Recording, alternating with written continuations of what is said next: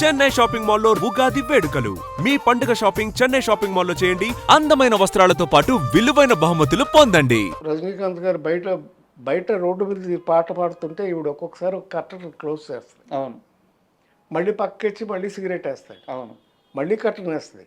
మళ్ళీ ఇంకోసారికి వెళ్ళి మళ్ళీ సిగరెట్ వేస్తాడు. మళ్ళీ కర్టన్ వేస్తుంది. ఇలా ఒకటే షాట్ పెట్టారు ఆయన డైరెక్టర్ గారు. సింగిల్ షాట్ అది మొత్తం చేయాలి. కర్టన్ వేస్తే ఈయన సిగరెట్ పట్టాల. ఓకే అట్లాగా దగ్గర దగ్గర ఒక 50 టేకులు అయ్యాయి. అబ్బా ఎందుకంటే ఆయన సరదాగా రజనీకాంత్ చూపించాడు ఒకరోజు. సార్ ఇట్లా సిగరెట్ వేస్తుంటే బాగానే ఉంది, అయితే వాడదాం అని చెప్పి షర్ట్లో వాడాడు. అది తమిళంలో కూడా ఉండదు సిగరెట్ వేయడం. అయితే సాయంత్రం ప్యాకప్ అయిపోయింది. నెక్స్ట్ డే స్టార్ట్ చేశారు. అది నైట్ పెట్టు ఆ నైట్లే షూట్ చేయాలి. అందుకని 6 గంటలకు మొదలుపెట్టి రాత్రి 10 దాకా చేసేవారు. రెండో రోజు మళ్ళీ ప్యాకప్ అవుతుంది. ఇంతవరకు షాట్ ఓకే అవ్వాల. రజనీకాంత్ గురుగారి దగ్గర, గురువుగారు నేను చేయలేను, నాకు వదిలేయండి ప్లీజ్, మార్చండి సార్ షాట్ అన్న. ఎందుకు రాదు, చేయగలవు నువ్వు, చెయ్యి అని చెప్పి అప్పుడు ఓకే చేశాడు ఆయన షాట్. అలాంటిది ఎక్స్పెరిమెంట్లు చాలా ఉన్నాయి ఆ సినిమాలో. సరే ఇక్కడ చిన్న డౌట్, యాక్చువల్గా ఆ పాటలో కానీ ఆ సినిమాలో కానీ ఆ రజనీకాంత్ సిగరెట్ ఎగరేసి పట్టుకునే ఆ స్టైలు, నిలబడే ఆ స్టైలు, దానివల్లే ఆయనకంటూ ఒక మంచి సినిమాలు రావడము, మంచి ఇమేజ్ వచ్చేసింది. ఆ రోజు కానీ బాలచంద్ర గారు ఏ మాత్రం కాంప్రమైజ్ అయ్యి వదిలేయ్యా అని ఉంటే ఏమయ్యేది? అదే ఆయన గొప్పతనం. ఎందుకంటే ఇంకొకటి చాలామంది డైరెక్టర్లు అంటే అనకూడదు, వాళ్ళు చేసి చూపించేస్తుంటారు. అప్పుడు ఏమవుతాయి, ఈ క్యారెక్టర్లన్నీ వాళ్ళలాగే బిహేవ్ చేస్తాయి. అందరూ ఆ డైరెక్టర్ లాగానే ఉంటారు. పేర్లు అనవసరం. బాలచంద్ర గొప్ప ఏంటంటే ఆయన చేయడు, చేసి చూపించడు. నీలో ఎంత టాలెంట్ ఉందో దాన్ని బయటికి లాగుతాడు. That's his technique. మనం చేసేదాన్ని బట్టి ఇంకా ఇంప్రూవ్ చేస్తాడు. బాగా చేస్తున్నారని ఆయనకి ఇంప్రెషన్ కలిగింది అనుకోండి, ఇంకా ఇంప్రూవ్ చేసి ఇంకా పకడబందీగా తీస్తాడు సినిమా. ఇంకొక షాట్ కరెక్ట్గా గుర్తుంది నాకు. దాంట్లో ఒక సీన్లో వచ్చి రజనీకాంత్ వచ్చేసి జయప్రదని తిడతాడు, ఏంటి పౌడర్లు రాసుకుని లిప్స్టిక్ రాసుకుని వెళ్తున్నాను సానిదానిలా అంటాడు. అవును, ఒక్కసారి ఆ అమ్మాయి వేసి ఏడ్చి నవ్వద్ది, నా ఏడ్చి నవ్వి చెప్తుంది, రే నేను ఈ పౌడర్ రాసుకునేది బూడిదిరా, ఇది ఎందుకు రాసుకుంటున్నాను తెలుసా, సంపాదించడం కోసం రాస్తున్నాను.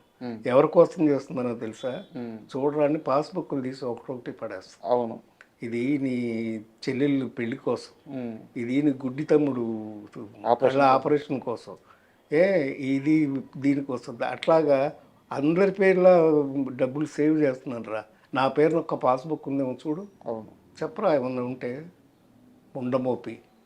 నువ్వు చెప్పేది ఏమిట్రా, ఆ రోజున నువ్వు వచ్చి నిలబడు, ఇంటి పెద్దగా నిలబడు, ఆ రోజు నేను ఇంట్లోంచి నువ్వు మెడబట్టి బయటికి ఇంటూ నేను హాయిగా వెళ్ళిపోతా అని చెప్తుంది.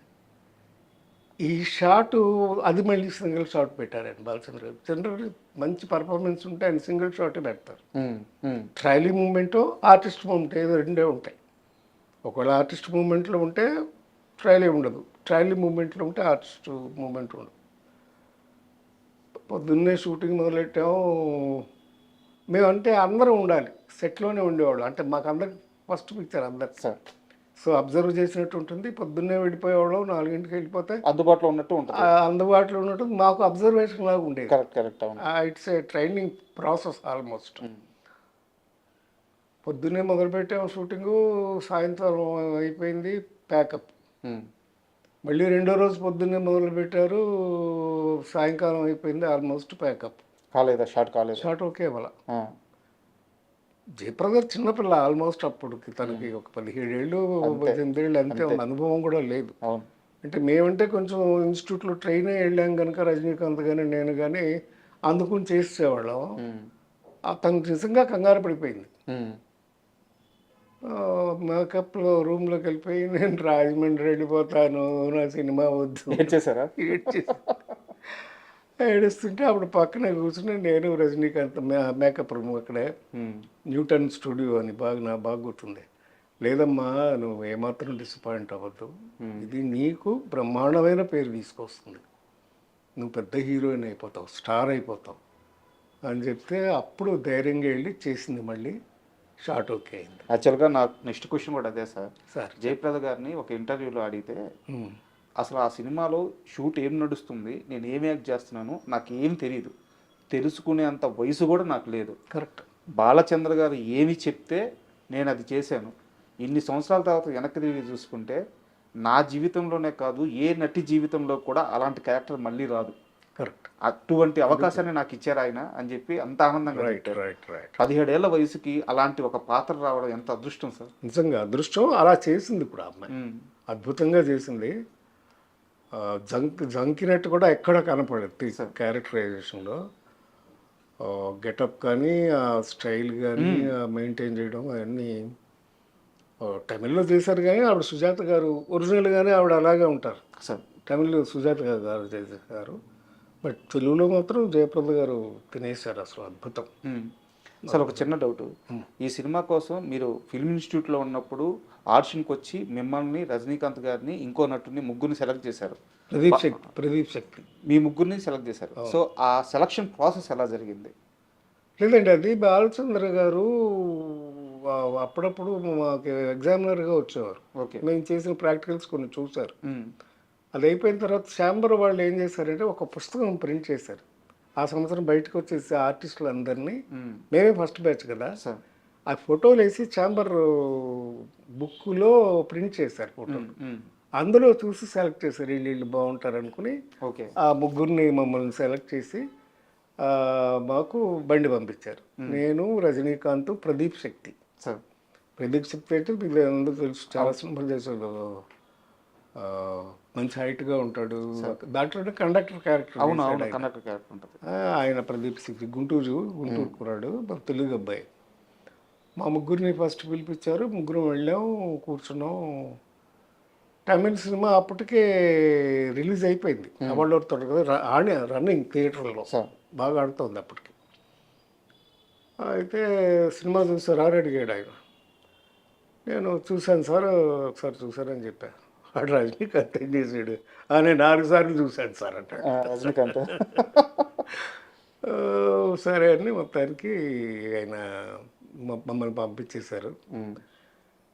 పంపించేసిన తర్వాత కొన్నాళ్ళు అయింది, ఇంకా కబుర్ రాలా, ఎప్పుడు స్టార్ట్ అవుతుంది నేను తెలియదు, మేము కబుర్ పెడతామని చెప్పేసి పంపించారు. ఈలోపు బాలచంద్ర గారు సారథి స్టూడియో హైదరాబాద్లో షూట్ చేద్దామని, ఇక్కడ స్టూడియోలో సెట్ చేద్దామని లొకేషన్ చూడడానికి వచ్చారు స్టూడియోకి. వచ్చారు, వెనక్కి తిరిగి వచ్చేసారు. అప్పుడు తెలిసింది ఆయనకి నేను సారథి స్టూడియోస్ మేనేజింగ్ డైరెక్టర్ ప్రసాదరావు గారు అబ్బాయినని. వెళ్ళిన తర్వాత మళ్ళీ పిలిపించారు. పిలిపించి, ఏం నారాయణరావు నాకు ఎందుకు చెప్పలేదు నువ్వు, మా డిస్ట్రిబ్యూటర్ కొడుకునేవని, స్టూడియో ఓనర్ కొడుకుని నాకు ఎందుకు చెప్పలేదు అన్నాడు. లేదు సార్, నేను ఇండివిజువల్గానే ఇన్స్టిట్యూట్లో చదువుకుని వచ్చాను, అదే క్వాలిఫికేషన్ కదా, అందుకని నేను చెప్పడం ఇష్టం లేక చెప్పలేదు సార్ అన్నాడు. వెరీ గుడ్, నీకు వేషం కన్ఫర్మ్ చేస్తానని వేషం కన్ఫర్మ్ చేశాను. సో అలాగా రజనీకాంత్ గారితో ఎలా జరిగింది? అది ఇద్దరికి అలాగే వెళ్ళింది. రజనీకాంత్ కూడా మేము ఫస్ట్ టైం వెళ్ళినప్పుడే ఆయన ఇంటర్వ్యూ చేశాడు, చేసి పంపించేశారు. తర్వాత షూటింగ్ పిలిచి మళ్ళీ వేషం కన్ఫర్మ్ చేశారు. ఈ ఇంటర్వ్యూకి వస్తున్నాను అన్నప్పుడు చాలా మంది పెద్దవారితో మాట్లాడాను. వాళ్ళు చెప్పిన ఒక మాట నాకు చాలా అంటే ఆశ్చర్యం, ఆనందం కూడా కలిగించింది. అలాంటి మనిషిని కలవబోతున్నానని. ఓకే. ఇప్పుడున్న సౌత్ కాదు, ఓవరాల్ ఇండియన్ ఫిలిం ఎవరైతే మనుషులు ఉన్నారో, ఆర్టిస్టులు ఉన్నారో, స్టార్స్ ఉన్నారో, రజనీకాంత్ గారిని రే అని పిలవగలిగిన ఒకే ఒక్కడు నారాయణరావు. ఈ రోజు నువ్వు వెళ్ళి ఆయన్ని కలవబోతున్నావు అని చెప్పారు. ఎప్పుడు ఒకే దీంట్లో ఉన్నాం, ఎప్పుడు కాదు, వాళ్ళు ఇద్దరికి అలవాటు ఉంది, కానీ ఒకే సిగరెట్ కాల్చేవాళ్ళం. షేరింగ్ అంత క్లోజ్గా ఉండేవాళ్ళం. మా ఇంటికి వచ్చేవారు. మా అక్కయ్య వాళ్ళ కాపురం మెడ్రాస్లో ఉండే. సో మా అక్కయ్యని పిలిచేవాడు, భోజనాలకు కానీ వాటికి కానీ రావటం, చాలా క్లోజ్గా ఉండేవాళ్ళం. కంటిన్యూస్ అండి. అంతులేని కథలో యాక్ట్ చేయడమే కాకుండా తర్వాత వరుసగా 2 సినిమాలు యాక్ట్ చేసాం. చిలకమ్మ చెప్పింది అని ఒక సినిమా, ఈరంక సినిమా గారు డైరెక్షన్. అందులో కూడా రజనీకాంత్, సంగీత, నేను, శ్రీప్రియ. అది ఈరింగ్ శరం గారని ఆయన డైరెక్షన్. ఫస్ట్ పిక్చర్ ఆయన డైరెక్షన్లో, బాలచంద్ర గారి కో డైరెక్టర్. అది పాలకొల్లో షూటింగ్ చేసేవాళ్ళం. 3 నెలలు 15 రోజులు 10 రోజులు షెడ్యూల్ పాలకొల్లోనే షూటింగ్. మళ్ళీ అందరం మాకు ఎట్లా ఉండేదంటే ఆ రోజుల్లో కార్డ్ షీట్ అని షూటింగ్ ఉంటేనే వెళ్ళాలి, ఆ పద్ధతి లేదు అప్పుడు. మేమే ట్రావెలింగ్ దోసేవాళ్ళం, మేమే కెమెరాలు మోసుకెళ్ళేవాళ్ళం, మేమే అట్లాగే స్క్రిప్ట్లు చదివేవాళ్ళం, అసిస్టెంట్లు వాళ్ళకి డైలాగులు నిలిపేవాళ్ళం. అలా యాక్ట్ చేస్తూ ఉండగా పాలకొల్లో చేస్తున్నప్పుడు ఒక అబ్బాయి వచ్చాడు. ఎవరో తెలుసా అబ్బాయి? పాలకొల్లు అంటేనే చేసేసి ఉంటారు. చెప్పండి, మీ నోటితో చెప్పండి. ఆయన అప్పుడే చదువుకుని ఫినిష్ చేసి వచ్చారు, చదువు అయిపోయింది. మేము రజనీకాంత్ నేను ఇద్దరం షూటింగ్లో ఉన్నాం. మాతో వచ్చి మాట్లాడారు. మాట్లాడిన తర్వాత హోటల్ ఉంటే మా హోటల్కి వచ్చి మాతో పాటు ఉండి చాలాసేపు మాట్లాడి ఆయన చెప్పింది ఏంటంటే, నాకు కూడా యాక్టింగ్ నేర్చుకోవాలని ఉంది అని అన్నాడు. ఆయన యాక్ట్ చేయాలని ఉందని. అప్పుడు మేము ఇద్దరు చెప్పిన సలహా ఏంటంటే, మేమిద్దరం కూడా అదే ఇన్స్టిట్యూట్లో చదువుకున్నామా. అప్పుడు వచ్చి ఏమని పిలిచారు మిమ్మల్ని? సార్ అన్నారా, హీరో గారు అన్నారా?